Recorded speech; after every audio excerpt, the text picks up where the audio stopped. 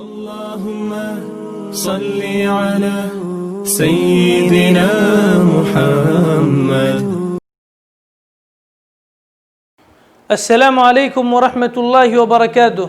فکر و خبر کے خصوصی پروگرام رحمت عالم کی دوسری قسم میں آپ کا استقبال ہے. پہلی قسم میں آپ نے جانا کہ 600 AD میں پائے جانے والے آسمانی مذاہب کی صورتحال کیا تھی. تو آئیے اس قسم میں ہم جانیں گے کہ 600 AD میں دنیا کے ممالک یعنی کنٹریز کی کیا صورتحال تھی، کیونکہ اس وقت ممالک کی صورتحال معلوم کیے بغیر ہم حضرت محمد صلی اللہ علیہ وسلم کے مشن اور ان کے میسج کو سمجھ نہیں سکتے.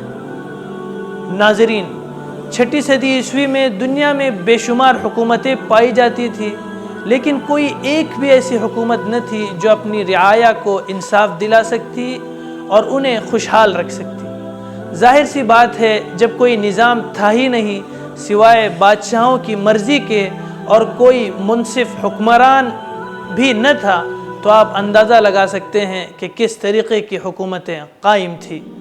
مختصر طور پر ہم ان ممالک پر جہاں عظیم الشان حکومتیں قائم تھیں اس پر مختصراً روشنی ڈالتے ہیں. مشرق کی رومن شاہی، Roman empire of the east حکومت میں ٹیکسوں کی بھرمار تھی کہ اہل ملک اپنی حکومت پر ہر غیر ملکی حکومت کو ترجیح دینے لگے تھے.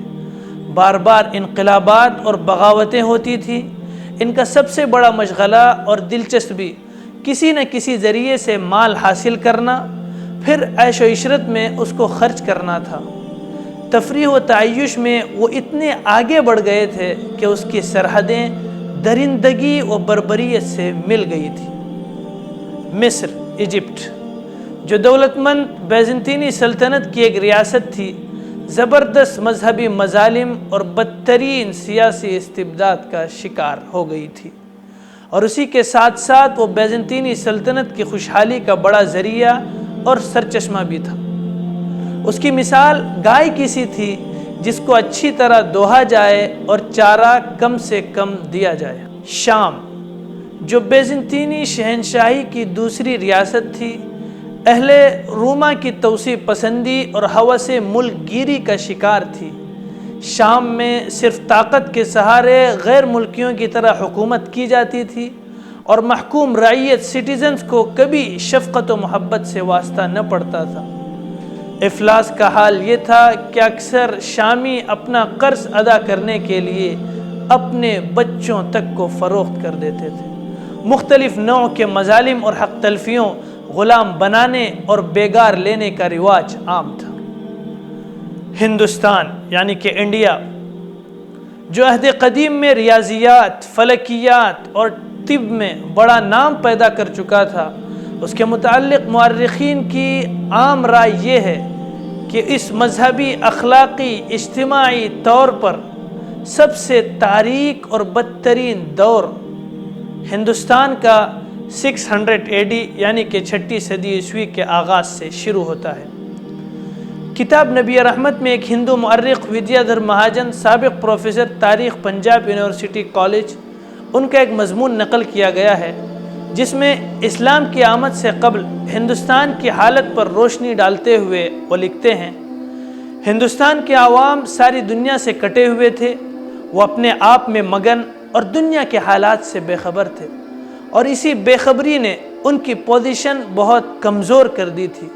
ان میں جمود پیدا ہو چکا تھا اور ہزیمت و انحطاط کے آثار نمایاں تھے. اس زمانے کے ادب میں کوئی جان نہیں تھی. فن تعمیر، مصوری یعنی کہ آرٹس اور دوسرے فنون لطیفہ میں بھی انحطاط تھا. ذات پات کی پابندیاں شدید تھی. بیواؤں کی شادیاں نہیں کی جاتی تھی اور کھانے پینے کی سلسلے میں شدید پابندیاں تھیں. اچھوت بستیوں کے باہر رہنے پر مجبور تھے. 6 صدی عیسوی میں ہندوستان اپنے پڑوسیوں اور دنیا کے دوسرے ملکوں کی برابری میں انسانوں کے درمیان فرق و امتیاز میں بہت آگے تھا. یہاں امتیازی سلوک کو مذہبی صنعت کی حیثیت حاصل تھی، اور آرین حملہ وروں کی مصلحت اور مذہب و تقدس کے اجارہ دار برہمنوں کے مفاد کا بھی یہی تقاضا تھا یہ نظام ان پیشوں کی بنیاد پر قائم تھا جو مختلف برادریوں اور ذاتیوں میں نسلی طور پر چلے آ رہے تھے۔ اس کے پیچھے اس ملک کی سیاسی اور مذہبی قانون کی طاقت تھی، جس کو ان ہندو قانون سازوں نے وضع کیا تھا۔ جو مذہبی حیثیت کے مالک تھے، اس نے ہندوستان کے باشندوں کو 4 طبقوں میں تقسیم کر دیا تھا۔ نمبر 1، مذہب کے اجارہ دار اور پروہت جن کو برہمن کہا جاتا تھا۔ نمبر 2، سپاہی اور فوج میں بھرتی ہونے والے افراد یعنی کہ فوجی جنہیں چھتری کہا جاتا تھا۔ نمبر 3، زراعت پیشہ اور تجارت کرنے والے یعنی کہ ویش۔ چوتھی قسم نوکر چاکر اور خدمتگار یعنی اچھوت۔ یہ آخری طبقہ جو سب سے بڑی تعداد میں ہندوستان میں تھا، پستی کی آخری حد میں تھا۔ اس کے متعلق یہ تصور تھا کہ وہ خالق کائنات کے پاؤں سے پیدا ہوئی ہے۔ اس کا کام صرف ان تینوں طبقوں کی خدمت کرنا اور ان کو راحت آرام پہنچانا ہے۔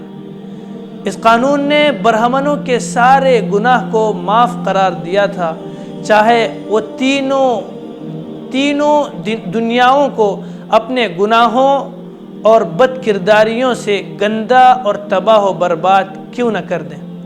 اس کے برعکس اچھوت نہ کچھ کما سکتے تھے، نہ مقدس کتابوں کا پڑھنا ان کے لیے جائز تھا۔ پورا ملک انتشار کا شکار تھا اور ٹکڑے ٹکڑے ہو رہا تھا۔ اس میں سینکڑوں ریاستیں اور حکومتیں قائم تھیں جو اکثر برسرے پیکار رہتی تھی۔ بد امنی اور بد انتظامی اور رعیت کی طرف سے بے پرواہی اور ظلم، وائلنس، استبداد عام تھا۔ جزیرۃ العرب جہاں حضرت محمد صلی اللہ علیہ وسلم بھیجے گئے تھے، عربوں کے اخلاق بھی بہت بگڑ چکے تھے۔ شراب اور جوئے کے رسیا تھے۔ ان کی قساوت قلبی اور حمیت جاہلی کا اندازہ ان کی لڑکیوں کو زندہ دفن کر دینے سے کیا جا سکتا ہے۔ قافلوں کو لوٹنا ان کا محبوب مشغلہ تھا۔ عورت کی ان کے یہاں کوئی عزت باقی نہ تھی۔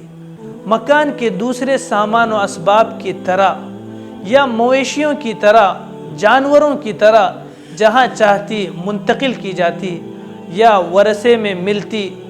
کچھ کھانے مردوں کے ساتھ مخصوص تھے، عورتیں ان کو کھا نہیں سکتی تھی۔ آدمی جتنی عورتوں سے چاہتا شادی کر سکتا تھا۔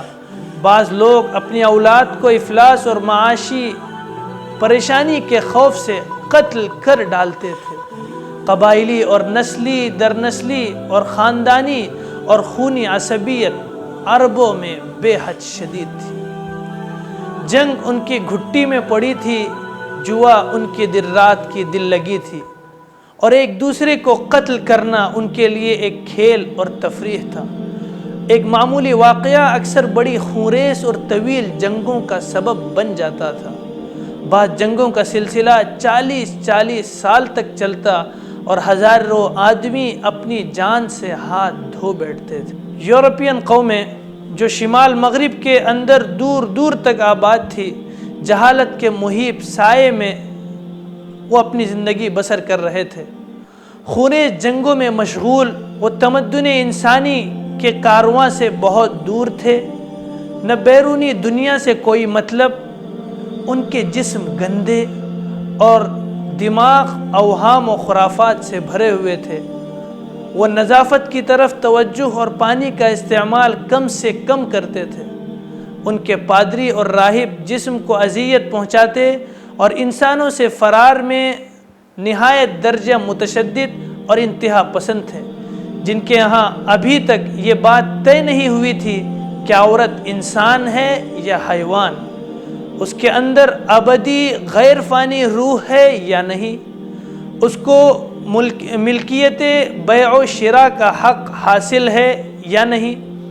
ان میں سے کسی بات کا وہ حق نہیں رکھتی۔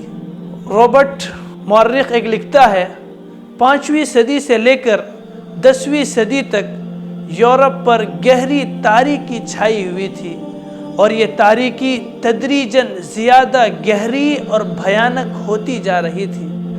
اس دور کی وحشت و بربریت سے کئی درجہ زیادہ بڑی ہوئی تھی، کیونکہ اس کی مثال ایک بڑے تمدن کی لاش کی سی تھی جو سڑ گئی ہو۔ اس تمدن کے نشانات مٹ رہے تھے اور اس پر زوال کی مہر لگ چکی تھی۔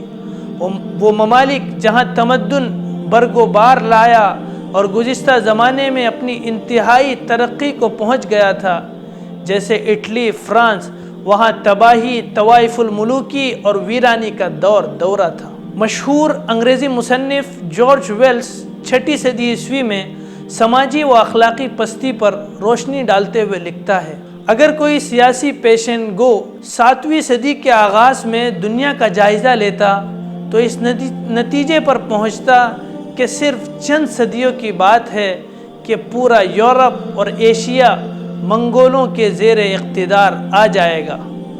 مغربی یورپ میں نہ کوئی نظم تھا اور نہ اتحاد، بازنطینی اور ایرانی حکومتیں ایک دوسرے کو تباہ کرنے پر تلی ہوئی تھی۔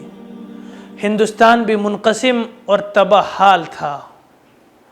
ناظرین، یہ تھی نبی کریم حضرت محمد صلی اللہ علیہ وسلم کے پیدا ہونے سے پہلے دنیا کے ممالک کے حالات۔ اگلی قسم میں دیکھیے کہ عرب جس قوم میں اللہ کے نبی صلی اللہ علیہ وسلم کی بعثت ہوئی، اس قوم کی تاریخ کیا ہے۔ والسلام علیکم ورحمۃ اللہ وبرکاتہ۔ صلی علی سیدنا محمد وعلى آل سيدنا شفيعنا محمد